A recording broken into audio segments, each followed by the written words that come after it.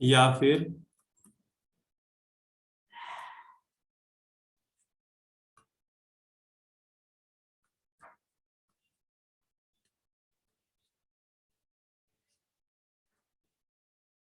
Non reactive resistor इम्पीडांस हो सकता है, कुछ भी हो सकता है, बात तो बराबर ही हो गया ना। इम्पीडांस रेसिस्टेंस डिनोट हम उसी प्रकार से करेंगे, आर के साथ करेंगे। एक मिनट, इम्पीडांस अगर रहेगा तो इम्पीडांस को तो जेड से करते हैं ना, तो ये इसको हम जेड से कर लेते हैं। रेसिस्टेंस है तो उसको आर से कर लेते हैं, मतलब जो रिप्रेजेंटेशन हम जानते हैं बस उसी का यूज करना है। अगर हम यहाँ पर अगर हम बात कर ले इंडक्टेंस का, तो इंडक्टेंस के बारे में भी आइडिया है, इंडक्टेंस को कैसे रिप्रेजेंट करते हैं, ये सब में तो ज्यादा सोचना ही नहीं है। यहाँ पे यल दे देंगे, ठीक है। अगर हम वाइंडिंग का बात कर ले, कोई इंडक्टर वाइंडिंग है,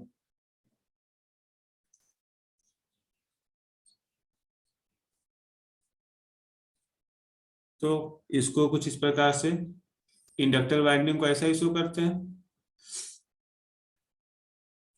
कैपेसिटेंस का अगर हम बात करेंगे,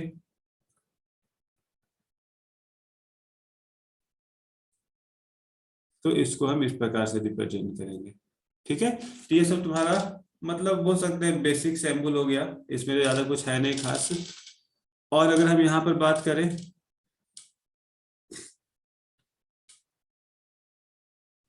किसी वायर को अगर हम अर्थ कर रहे हैं तो उसको डिनोट कैसे करते हैं, तो ये कुछ ऐसा, ये अर्थ होता है, ठीक है।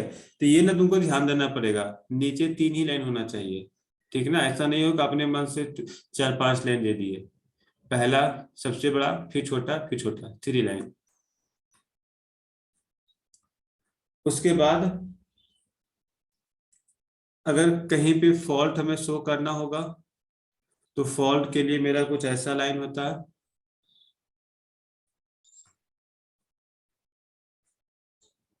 ठीक है। ये तुम्हारा फॉल्ट का नोटेशन हो गया। उसके बाद एक नया चीज आता है, देखा होगा कि एक तो तुम्हारा अर्थ हो ही गया, जैसे मान लिया जाए किसी भी वायर को हमें अर्थ करना है, मतलब एक हम पॉजिटिव लाइन दिए और हमें निगेटिव चाहिए तो उसको हम ग्राउंड करके निगेटिव ले लिए, ठीक है। एक होता है ना कि जैसे कोई बॉडी हो गया तुम्हारा, जैसे हम सिस्टम को यूज कर रहे हैं तो किसी किसी सिस्टम के बॉडी में लाइन आ जाता है, ठीक है। तो हम उस बॉडी को भी अर्थ करते हैं, या फिर वायरिंग में देखे होंगे कि वायरिंग में ना 2 अर्थिंग जाता है, एक न्यूट्रल के रूप में, एक अर्थ के रूप में, ठीक है। तो जो तुम्हारा ग्रीन वायर का जो अर्थिंग होता है वो क्या होता है, बॉडी अर्थिंग को ही तो वो कंट्रोल करता है, कि अगर मान लिया जाए किसी सिस्टम की बॉडी में करंट आ रहा है तो वो उसको अर्थ कर लेगा। तो उस प्रकार के अर्थिंग को शो करने के लिए ना, मतलब बोल सकते हैं कि किसी अदर ग्राउंड को, मतलब अदर कनेक्शन को एक दूसरे से कनेक्ट करने के लिए, जिसको हम लोग बोलते हैं चैसिस या फ्रेम।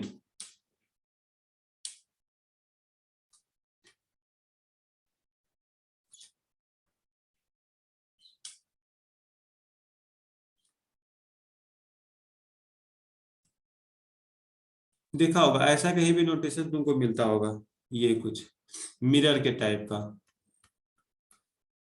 ठीक है। इसी को अगर हम ग्राउंड करेंगे, तो ग्राउंड का साइन जाएगा।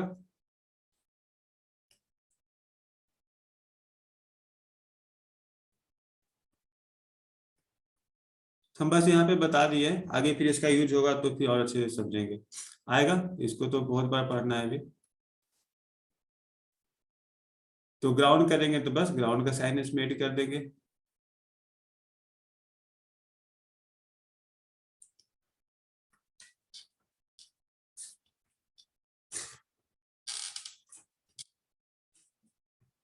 अब उसके बाद अगर हम बात करें वेरिएबल, इतना कंपोनेंट देखिए ना, कोई कंपोनेंट ऐसा भी होता होगा जो टाइम के साथ वेरी करता होगा, ठीक है, मतलब वेरिएबल कंपोनेंट होगा। तो वेरिएबल कंपोनेंट को शो कैसे करेंगे, तो जनरली तो मालूम ही है ना, अगर इसे कोई सर्किट बनाते थे, इससे कोई रेसिस्टेंस लगा हुआ है और इसको हम ऐसे कर दिए, तो शायद इतना समझ में आता होगा कि ये रेसिस्टेंस पे हम एक क्रॉस का एरो बना दिए, इसका मतलब हो गया कि ये रेसिस्टेंस मेरा वेरिएबल रेसिस्टेंस है, इसका वैल्यू टाइम पे वो चेंज करता जा रहा है, ठीक है।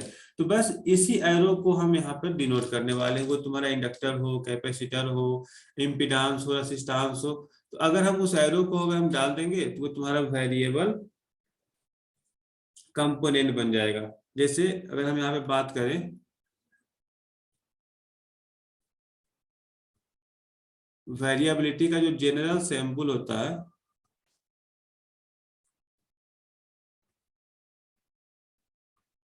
वो कुछ ऐसा होता है, देख लो। हम एक ही बनाते हैं, इसमें सब समझ जाना, इसमें सब इंक्लूड है। इसमें क्या हो गया, अगर रेसिस्टेंस रहा तो आर लिख करके यहाँ पे ये साइन दे देंगे, अगर इम्पीडेंस रहा तो ये लिख लेंगे, कैपेसिटेंस रहा तो कैपेसिटेंस का साइन देंगे, वहां पे एरो बना लेंगे। ठीक है। अगर इंडक्टेंस रहा तो, अगर मान लीजिए वाइंडिंग को अगर हम वेरिएबल बना रहे हैं तो वाइंडिंग को बना करके उसमें हम एक एरो का साइन दे देंगे, कोई दिक्कत नहीं है। मतलब ऐसे हम बना सकते हैं। ये वेरिएबल हो गया, ये वेरिएबल हो गया। तो ये सबको बस ध्यान में रखना है। और एक चलते हैं इसमें, इसी में और भी है, मतलब थोड़ा सा आगे बढ़ जाते हैं। वेरिएबिलिटी तो है ही, वेरिएबल तो है ही, लेकिन साथ में अगर हम बोले कि ये जो वेरिएबल है लगातार चेंज हो रहा है। एक होता है ना कि कुछ टाइम पे, मतलब हम यहाँ पे क्या बोले कि ये चेंज हो भी सकता है, मतलब इसका वैल्यू कभी 5 होगा, कभी 10 होगा, कभी 15 होगा, ठीक है। लेकिन अगर हम बोले कि नहीं ये कंटिन्यूअसली चेंज होता जा रहा है, मतलब कभी वो रुका ही नहीं, अस्थिर हुआ ही नहीं कभी, 1 2 3 4 5 6 वो हमेशा चेंज हो रहा है कुछ ना कुछ वैल्यू, उसको कैसे रिप्रेजेंट करेंगे? जरूरत तो पड़ेगा, क्योंकि लोड है। लोड कहाँ पे किस प्रकार का है हमें भी नहीं मालूम। अगर कंटिन्यूअस वेरिएबल कंपोनेंट को अगर शो करना है तो ये वेरिएबिलिटी को तो हमको दिखाना ही होगा। ये तुम्हारा वेरिएबिलिटी है। साथ में यहाँ पे बस एक लाइन दे दो, ये तुम्हारा हो गया कंटिन्यूअसली वेरिएबल। एक और बता देते हैं, अगर स्टेप के रूप में वेरी कर रहा है, वेरिएबल इन स्टेप। स्टेप का मतलब क्या हो गया, सिग्नल इस प्रकार से फ्लो करता है, स्टेप यही हुआ ना। मतलब बोल सकते एक रेक्टेंगल का निर्माण करते जाता है, या फिर तुम्हारा स्टेप फंक्शन का जो ग्राफ जानते हो उस प्रकार से वो वेरी करता है। तो अगर सिग्नल कुछ स्टेप की तरह वेरी कर रहा है तो उसको स्टेप की तरह शो कर लेंगे, ताकि हम देख करके बता सके कि ये सिग्नल डायरेक्ट कभी टी को, मतलब इसका मैग्नीट्यूड 1 हो जाता है, फिर अस्थिर होता है, फिर -1 हो जाता है, या फिर 2 हो जाता है, या फिर 3 हो जाता है। मतलब कॉन्स्टेंटली वो आगे बढ़ता है। ठीक है। लिनियरली आगे नहीं बढ़ता है, जहां भी आगे बढ़ रहा है वो कॉन्स्टेंटली वेरी कर रहा है।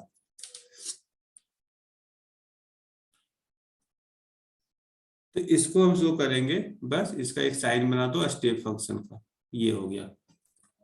चलो इतना ही याद रखते हैं, बाकी तो पढ़ना बहुत कुछ है, तो उसको हटाओ। अब आते हैं थोड़ा बहुत रोटेटिंग मशीन के बारे में। अगर मशीन के साथ अगर हम किसी भी लाइन, सिंगल लाइन डायग्राम में मशीन को शो करना होगा तो कैसे करेंगे?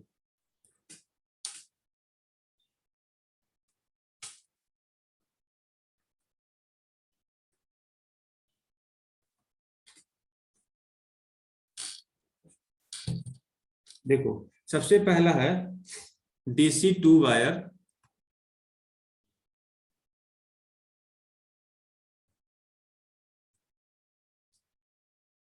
Series generator.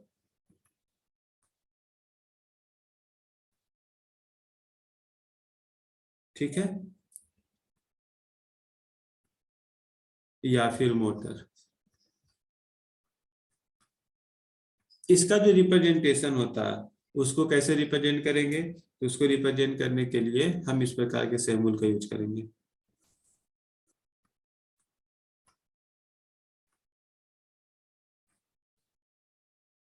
यहाँ पे या तो एम लिख दो या तो जी लिख दो, और ये तुम्हारा हो गया DC 2 वायर सीरीज जनरेटर। ठीक है। ये जो सिंबल है ये किसका सिंबल है? DC 2 wire series generator. लेकिन डीसी को तो रिप्रेजेंट ही नहीं किए, इसको थोड़ा सा और बड़ा बनाते हैं।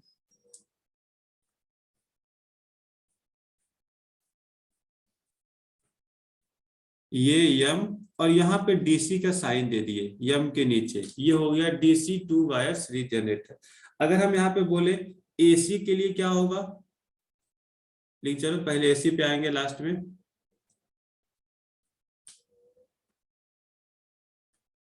पहले एसी का और देख लेते हैं। अगर हम बात करें डीसी 2 वायर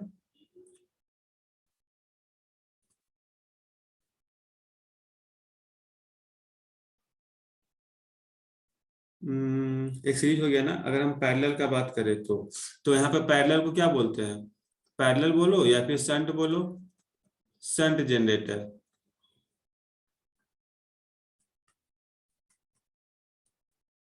तो इसको डिनोट करने के लिए हम कुछ इस प्रकार से लिखेंगे। ये हो गया मोटर,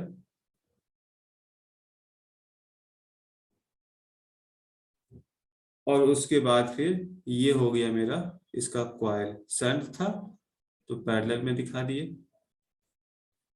यहाँ पे यम डीसी था तो नीचे हम डीसी लिख दिए। ठीक है। अब उसके बाद अगर हम नेक्स्ट बात करें, अगर हम बोले DC 2 wire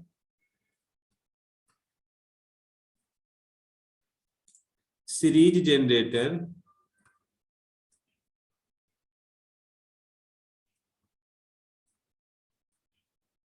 with separately excited,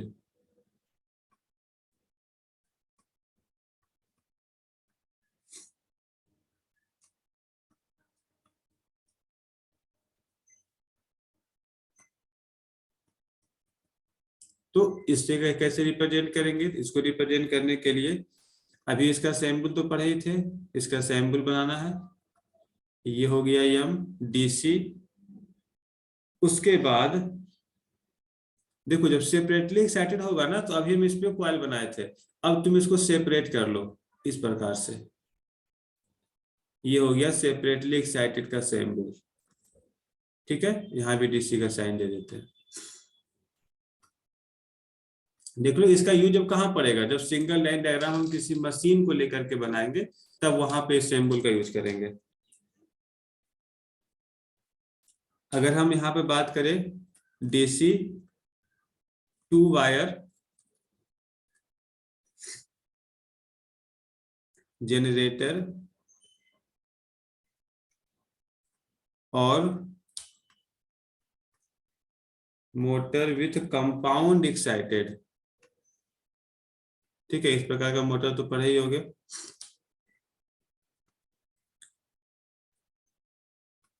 या फिर इसी को बोलते हैं शॉर्ट शंट। इसका जो सिंबल होता है ये कुछ इस प्रकार से होता है।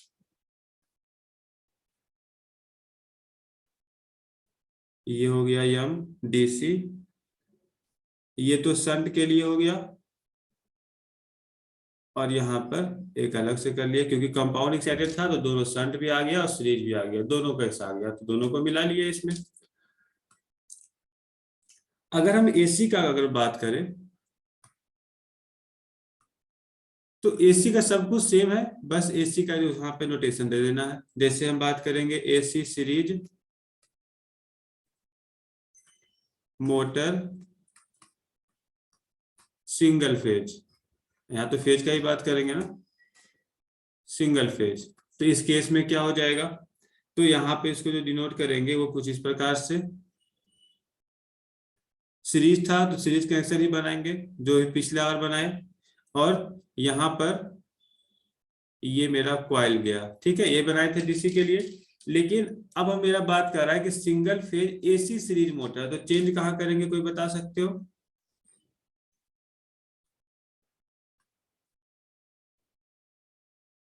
बोलो। हम यहाँ चेंज कर ले, मेरा वॉइस जा रहा है ना तुम लोग को? Yes sir. ठीक है, तो देखो यम के नीचे हम यहाँ पे एक एसी का साइन दे दिए, तुम्हारा एसी सीरीज मोटर के लिए हो गया। थोड़ा बहुत ही ओवरव्यू ले लेते हैं, ज्यादा अंदर डेप्थ में नहीं जाएंगे, जितना हम लोग को जरूरत है बस उतना ही देखेंगे। ठीक है, सर इतना चेंज सोचते कहीं भी हैं। कर सकते हैं सर, ये फिक्स है सर? हाँ बोलो, फिर से बोलो। बोले सर चेंज कहीं भी कर सकते हैं ना? चेंज कहीं भी कर सकते हो का मतलब क्या हो गया, क्या बोलना चाह रहे हो? सर यहाँ पे आप नीचे में चेंज किए।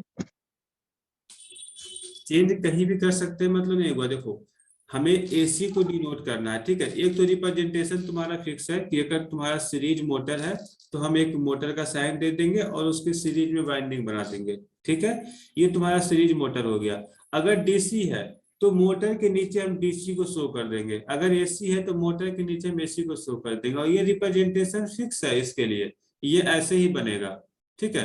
हम पहले ही बनाए ना, पहले बताए कि तुम्हारा जैसे होता है ना, किसी भी चीज का एक लीगल प्रोसेस होता है, या फिर बोल सकते हैं कि कोई नेम जो है ना अपना फिक्स कर लेता है कि इसका यही कहलाएगा। तो वही चीज है यहाँ पर कि अगर कोई AC series motor single phase है तो इसका सैंपल कुछ ऐसा ही होगा। बात है कि ऐसा क्यों हुआ, तो ऐसा इसलिए हुआ कि अगर हम ये सैंपल दुनिया के किसी कोना में अगर हम बनाएंगे ना तो उसको पता है कि ये सैंपल इसी मोटर के लिए वैलिड है और किसी के लिए वैलिड नहीं है, ठीक है।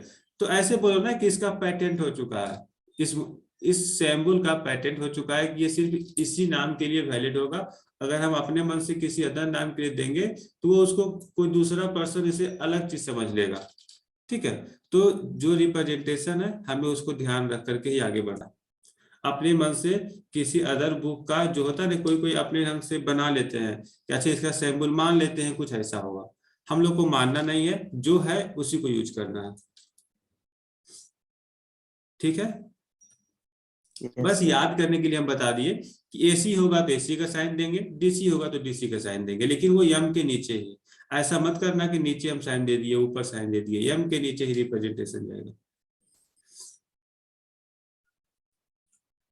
अगर हम थ्री फेज का अगर हम बात करेंगे तो क्या होगा, वहां तो कोई दिक्कत नहीं था, डीसी था, डीसी में तो थ्री फेज ये सब का बात ही नहीं होता है, यहाँ तो बात होगा ना।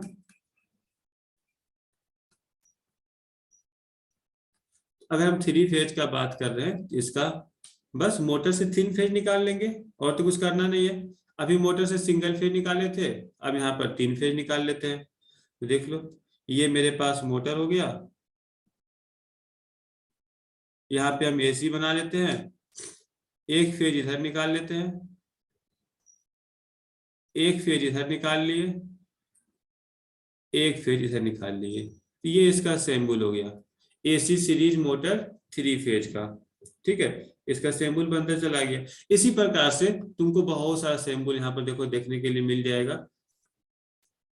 जैसे देख लो, सिंक्रोनस जनरेटर, सिंक्रोनस जनरेटर का अगर हमें सिंबल देखना है सिंगल फेज का तो वो कुछ इस प्रकार से हो गया, ये तुम्हारा सिंक्रोनस जनरेटर का सिंबल हो गया। अब कर रहा है सिंक्रोनस जनरेटर और सिंक्रोनस मोटर, ठीक है, या तो जनरेटर या तो मोटर बात बराबर, ये दोनों का सिंबल तुम एक बार जीएस लिख लो या फिर एम लिख लो, जैसे तुमको इच्छा हो। थ्री फेज स्टार कनेक्टेड, देखो थ्री फेज है तो थ्री फेज का जहां मोटर है ना वहां से तीन फेज हम निकाल लिए। देखो यहाँ भी मोटर से तीन फेज निकाल लिए थे, तो यहाँ सिंक्रोनस मोटर था तो तीन फेज बाहर कर दिए। अब कह रहा है star connected neutral not brought out, इसमें न्यूट्रल नहीं होना चाहिए तो तीन ही रखे, न्यूट्रल रहता तो 4 पॉइंट होता। तो कह रहा है न्यूट्रल नॉट ब्रॉट आउट और स्टार कनेक्टेड होना चाहिए। स्टार कनेक्शन के लिए हम यहाँ पर बाई को डिनोट कर दिए, ये देखो तुम्हारा बाई डिनोट हो रहा है, स्टार बता रहा है कि ये स्टार कनेक्शन है। और सिंक्रोनस का रिप्रेजेंटेशन नीचे क्वाल बना होता है तो हम नीचे क्वाल बना दिए, ठीक है। तो ये तुम्हारा बन गया synchronous generator with three phase star connected. अगर हमें चाहिए कि विथ न्यूट्रल भी बनाना है तो 4 पॉइंट कर लेंगे, ये विथ न्यूट्रल हो गया। उसी प्रकार से अब कह रहा है सिंक्रोनस मोटर जो है ना दोनों साइडेड मतलब फेज होना चाहिए, मतलब बोथ साइडेड थ्री फेज हमको आना चाहिए इनपुट, मतलब यहाँ पे आता है ना कि टोटल 6 टर्मिनल, तो उसको रिप्रेजेंट करने के लिए थ्री अपर कर लिए और थ्री नीचे कर लिए, फिर यहाँ पे मतलब टोटल साइन वही है, बस यहाँ से हम 6 टर्मिनल को बाहर निकाल लिए, क्योंकि बोल रहा है both Leeds of each phase brought out, दो लीड स्पेस का फेज मिल रहा है। तो देखो या तो इसको ऐसे लिखो या तो ऐसे लिखो या तो ऐसे लिखो, कोई दिक्कत नहीं है, हमें बस 6 टर्मिनल को शो करना था थ्री थ्री फेज करके, ठीक है। तो बस इसको देख लेना, ज्यादा रटना नहीं है, जब प्रैक्टिस करेंगे तो ऑटोमेटिक तुम्हारे पास ये सब का आइडिया आ जाएगा। देख लो, और सभी कुछ ऐसा ही है, जिस पे हम ज्यादा नहीं आते हैं। हम लोग को जो मतलब है कुछ यहाँ से पढ़ते हैं ट्रांसफॉर्मर। तो ट्रांसफॉर्मर को रिप्रेजेंट करने के लिए हम किस प्रकार का सिंबल का यूज करेंगे वो जानना बहुत जरूरी है। जैसे देखो, सिंगल फेज ट्रांसफॉर्मर, तो ट्रांसफॉर्मर का ये तो फिक्स है कि ट्रांसफॉर्मर को शो करने के लिए हम कुछ ऐसा सिंबल यूज करते हैं जो हम लोग देखे भी थे, थोड़ा बहुत मालूम भी होगा कि ट्रांसफॉर्मर का सिंबल कुछ ऐसा होता है।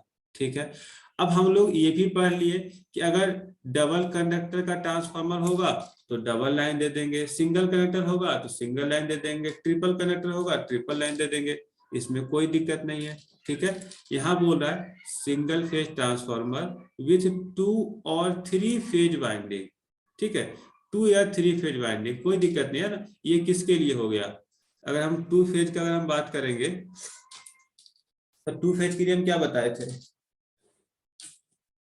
अच्छा, इसका रिप्रेजेंटेशन कुछ अलग है।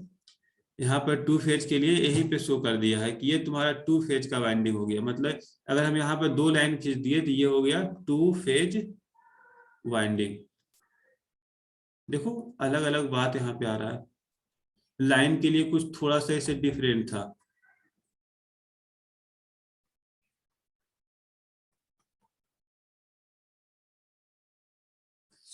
ये हो गया 2 फेज वाइंडिंग। जैसे एक क्वेश्चन से समझते हैं, कह रहा है कि 11 केवी बाई 415 वोल्ट 250 केवीए इसमें पावर जा रहा है, 50 हर्ट्ज इसका फ्रीक्वेंसी है, और ये जो शॉर्ट सर्किट वोल्टेज है ना वो 4% है। तो इसे हम रिप्रेजेंट कैसे करेंगे। तो यहाँ पे बोला 11 केवीए लाइन है, 11 केवीए हम लाइन दे दिए, 250 केवीए इसमें पावर जा रहा है। ठीक है, पावर दे दिए, 50 हर्ट्ज फ्रीक्वेंसी था। मतलब जितना कुछ बोला ना बस इसमें हम लिख दिए हैं और कुछ नहीं किए। और ये जो सेकेंडरी वोल्टेज है उसको लास्ट में लिखे। और ये था किसके लिए, तो सिंगल फेज ट्रांसफॉर्मर विथ 2 और 3 फेज वाइंडिंग, 2 और 3 फेज वाइंडिंग। तो सिंगल फेज ट्रांसफॉर्मर विथ 2 और 3 फेज वाइंडिंग, तो इसके लिए हम क्या करेंगे, अगर 2 रहेगा तो 2 लाइन के साथ रिप्रेजेंट कर दिए, अगर 3 फेज रहेगा तो 3 के साथ रिप्रेजेंट कर दिए। ठीक है, तो समझ में आ रहा होगा ना, 2 फेज का मतलब 2 कंडक्टर, 3 फेज का मतलब 3 कंडक्टर। तो बात तो घूम फिर करके वहीं पे आया जो हम लोग पढ़ते आ रहे थे। ठीक है, बस तरीका बोलने का चेंज हो गया। ट्रांसफार्मर में 2 फेज वाइंडिंग हम बोल दिए, 3 फेज वाइंडिंग बोल दिए। ठीक है, वाइंडिंग का बात कर दिया तो हम उस प्रकार से उसको रिप्रेजेंट कर दिए। अब यहाँ पे बोल रहा है कि इतना तो चलो ठीक है, अगर स्टार और डेल्टा का बात नहीं किया तब तो हम एकदम अच्छे से रिप्रेजेंट कर सकते हैं, कोई तरह का दिक्कत नहीं है। लेकिन अगर इसमें स्टार और डेल्टा का जिक्र कर दिया, अब इसे देखो यहाँ पे star delta 6.6 KV by 1.1 KV volt. ठीक है, और 4000 केवीए इसमें पावर जा रहा है, 50 हर्ट्ज इसका फ्रीक्वेंसी है। और कनेक्शन जो है वो क्या है, तो स्टार टू डेल्टा है, मतलब प्राइमरी स्टार है सेकेंडरी डेल्टा है। तो कुछ नहीं करना है, 3 फेज था 3 फेज को कर लिए, पहले स्टार होना चाहिए स्टार का साइन दे दिए, डेल्टा होना चाहिए डेल्टा का साइन दे दिए। अब उसके बाद अब ये चीज ना थोड़ा सा हम लोग को ध्यान रखना पड़ेगा कि जब स्टार टू डेल्टा का कनेक्शन कैसा होता है। ठीक है, उसको ध्यान में रख करके फिर आगे बढ़ेंगे। जब किसी ट्रांसफार्मर में देखते होंगे कि जब हम, देखो बताते हैं, ऐसे समझो ना, डिस्ट्रीब्यूशन ट्रांसफार्मर इन होता है कितना पॉइंट, आउट कितना पॉइंट होता है। ठीक है, उसमें उसमें हम बात करें तो 3 पॉइंट इन हुआ और तुमको आउटपुट में 4 पॉइंट मिलता है, मतलब एक न्यूट्रल के रूप में मिलता है। वही चीज तुमको यहाँ पे दिखा रहा है कि 3 फेज मेरा इन किया और डेल्टा में 2 फेज मेरा यहाँ से बाहर हो रहा है, तो उसको हम यहाँ पे शो कर लिए। स्टार और डेल्टा का ये कुछ ऐसा कनेक्शन होता है। ठीक है, तो ये तुमको बहुत अच्छे से तब क्लियर होगा जब हम ट्रांसफार्मर का कनेक्शन अच्छे से जानेंगे कि अगर हम डेल्टा टू स्टार करेंगे तो उसका कनेक्शन कैसा होता है, स्टार टू डेल्टा में कैसा होता है, स्टार टू स्टार में कैसा होता है, वो सबको बारे में जानेंगे तो ऑटोमेटिक तुमको समझ में आ जाएगा। लेकिन अभी बस इतना जान लो, अगर स्टार टू डेल्टा है तो जहां स्टार होगा, इससे प्राइमरी में था तो प्राइमरी में स्टार दे दिए, सेकेंडरी में डेल्टा है तो सेकेंडरी में डेल्टा दे दिया, बाकी जितना भी डेटा दिया हुआ बस यहाँ पर तुम लिख लो। ध्यान क्या रखना है, स्टार्टिंग में हम प्राइमरी वोल्टेज को लिखेंगे, एंडिंग में हम सेकेंडरी वोल्टेज को लिखेंगे। ठीक है, ये जो है ना मल्टी लाइन रिप्रेजेंटेशन है, ये सिंगल लाइन में दिखाने के लिए ऐसा था। अगर हम इसी लाइन को हम अलग अलग दिखाना चाहेंगे तो हम इस डायग्राम का यूज करेंगे। ठीक है, ये सब तुम्हारे पास रहेगा, इसको तुम लोग देख लेना। बाकी के बारे में हम नहीं बता रहे, लेकिन चलो स्विच गियर देख लेते हैं।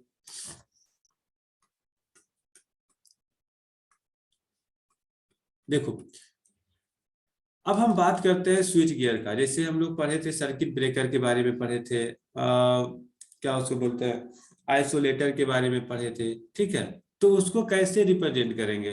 तो देखो यहाँ पर है कि स्विच जनरल सिंबल, किसी भी स्विच का जनरल सिंबल क्या होता है? तो जनरल सिंबल तो यही होता है, ये मेरा टर्मिनल है और इधर से मेरा टर्मिनल है और इसको हम ओपन कर दिए। अगर इसको ये क्लोज हो जाएगा तो कनेक्शन मतलब क्लोज हो गया, अगर इसको हम बाहर कर दिए तो कनेक्शन मेरा ओपन हो गया, मतलब करंट फ्लो करेगा क्लोज करने के बाद, ओपन करने के बाद करंट फ्लो नहीं करेगा।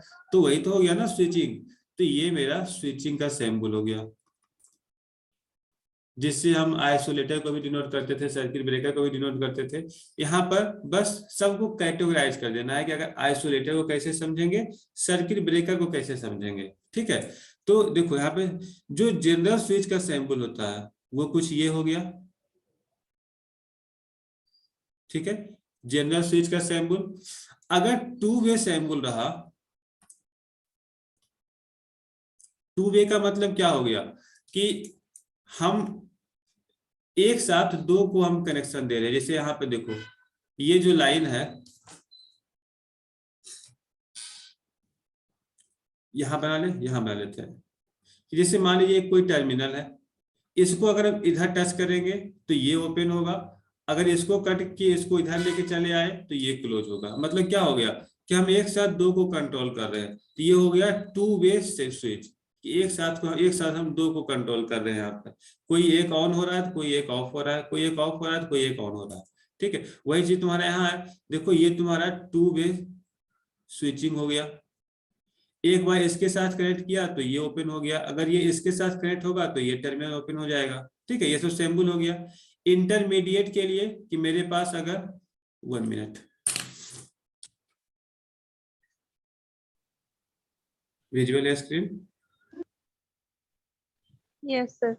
ठीक है, तो हम लोग देख लिए टू वे के लिए क्या होगा। इंटरमीडिएट कनेक्शन के लिए कुछ इस प्रकार का सिंबल का यूज करेंगे। इंटरमीडिएट कनेक्शन क्या हो गया कि अगर हम किसी को भी एक दूसरे से कनेक्ट करना चाहेंगे तो हम कैसे यूज करेंगे। जैसे मेरे पास 2-3 टर्मिनल है और एक स्विचिंग को डाल दिए, कभी एक स्विच को उसके साथ कनेक्ट कर दिए, कभी किसी और के साथ कनेक्ट कर दिए, उसको रिप्रेजेंट करने के लिए हम इस प्रकार का सिंबल यूज करते हैं। अब अगर हम मल्टी लाइन रिप्रेजेंटेशन का बात करेंगे, मल्टी लाइन मतलब क्या हो गया, तुम लोग ग्रिड में ध्यान दो।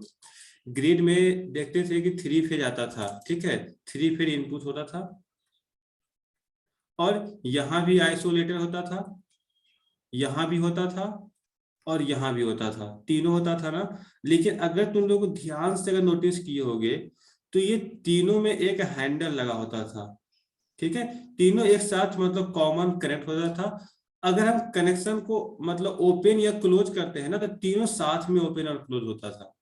ठीक है, याद है कि जब भी हम उसको ऑटोमेटिक कंट्रोल करो या फिर तुम मैनुअली कंट्रोल करो तो हम अलग अलग नहीं सबको लगाते थे, वो आपस में इंटरकनेक्ट है। ये तीनों को इंटरकनेक्ट कर दिए और जब जब भी क्लोज करते हैं तो तीनों साथ में क्लोज होता है। ठीक है, तो ये क्या हो गया कि 3 लाइन को हम साथ में ओपन कर रहे हैं, साथ में क्लोज कर रहे हैं।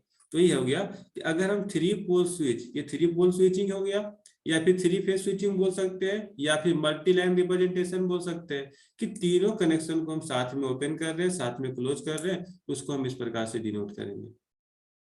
ठीक है, लेकिन ये मल्टी लाइन के लिए है। सिंगल लाइन में हम एक ही साथ करेंगे, कोई दिक्कत नहीं होगा। जैसे देखो यहाँ बताया है, अगर हम इसको सिंगल लाइन रिप्रेजेंटेशन में बताना चाहेंगे कि हम 3 फेज का तो यूज कर रहे हैं लेकिन हम लाइन एक ही बना रहे हैं, तो हम उसमें बस 3 लाइन बना दिए तो वो बता दिया कि हम 3 फेज का बात कर रहे हैं। ठीक है, ये तुमको हम अलग अलग दिखाना चाहेंगे तो ऐसे दिखा सकते हैं। सिंगल लाइन डायग्राम के लिए हम इस साइन का यूज करेंगे। जनरली हम लोग को यही पढ़ना है। ठीक है, इसको नहीं पढ़ना है।